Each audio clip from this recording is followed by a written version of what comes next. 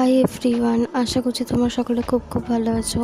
Happy Kali পুজো, happy Diwali আর happy ভাই দুজ। আজকে আমি তোমাদের সাথে একটা মেকআপ লুক শেয়ার করছি। প্রথমেই ময়শ্চারাইজার আর প্রাইমার আমি ভালো করে ফেসে লাগিয়ে নিয়েছি।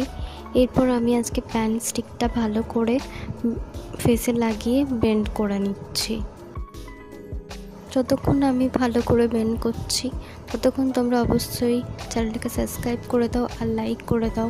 আর তোমরা কমেন্টে বলতে ভুলো না যে তোমাদের এই মেকআপ লুকটা কেমন লাগছে আর নেক্সট ভিডিও তোমরা কীরকম মেকআপ লুক চাও।